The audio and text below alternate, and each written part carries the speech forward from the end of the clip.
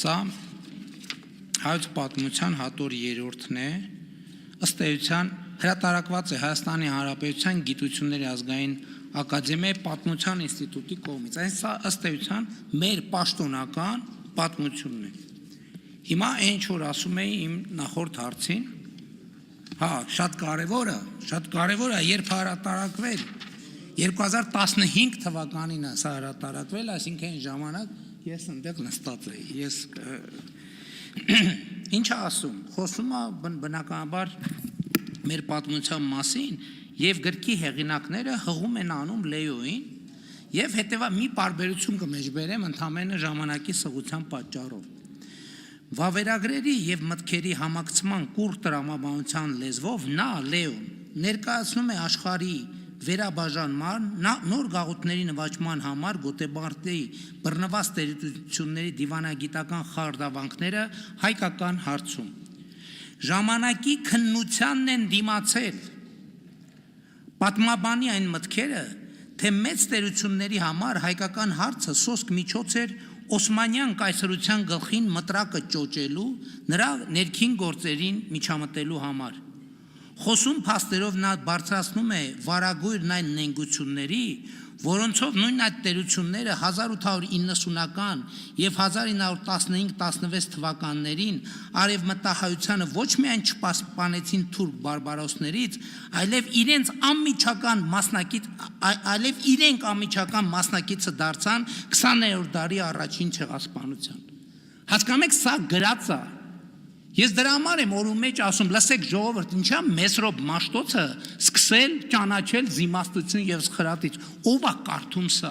Ես իմիջալոց ուզում եմ ընդհանրապես պատմաբանության հետ կապված շատ վեճեր կան, բայց ես ուզում եմ այս հատորյակի հեղինակներին, ով որ որևէ մասնակցություն ա ունեցել, շնորհակալություն հայտնեմ, որովհետև փաստերը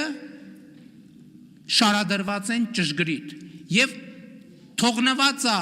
շատ կոնկրետ հնարավորություն, մարդը ընդեղ կան հետևություններ, որոնք քաղաքական են, որոնք մերձ քաղաքական են, որոնք ազդված են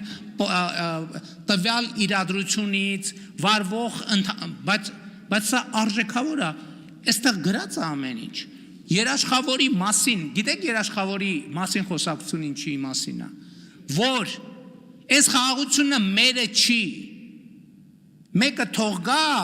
այս խաղաղությանը տեր կանգնի, ով կա, ով է ուզում խաղաղությանը տեր կանգնի։ Դրա համար է, որ մենք ասում ենք ժողովուրդը պետք է տեր կանգնի խաղաղությանը, որովհետև խաղաղությունը մերն է, խաղաղությունը ժողովրդինն է, մեր ժողովուրդն այդ տառապանքների և զոհերի գնով այս խաղաղությանը հասել։ Ուկրաինայի անվտանգության երաշխավորը գիտեք ով է։ Լուրջ եք ասում։ Ուկրաինայի անվտանգության երաշխավորը Ռուսաստանն է։ Կիպրոսի անվտանգության երաշխավորության հարցում գիտեք ով է համաձայն էլի միջազգային բաների դերակատարում ունեցել։ Գիտեք, էդ էլ գիտեք։ Թուրքիան։ Ժողովուրդ ջան, մենք 2020 թվին ունեցել ենք, թե չենք ունեցել անվտանգության երաշխավոր։ Ունեցել ենք։ Ով է եղել այդ անվտանգության երաշխավորը, հավաքական անվտանգության պայմանագրի կազմակերպությունը և այդ կազմակերպությունն է մեզ առաջնորդել դեպի սպանդանոց։ Չեք հավատում, Բելարուսի նախագահ Լուկաշենկոյի հայտարարությունը լսեք, Բաքվում արած իր պաշտոնական թե պետական այցի ընթացքում։ Հիմա քանի որ մենք դուրս ենք եկել դեպի կառափնարան տանող ճանապարհից, մեզ ասում են, որ ոնց այսուր եք գնում, ոնց մի րոպե, բա դուք բան եք, ես այդ պատմությունն էլ մի օր պետք է երջանկահիշատակ չեմ պատմել, չէ հրապարակային, երջանկահիշատակ Հռոմի պապի հետ իմ ունեցած խոսակցությունը, հրապարակային պատմել է, մի օր հրապարակային էլ կպատմեմ։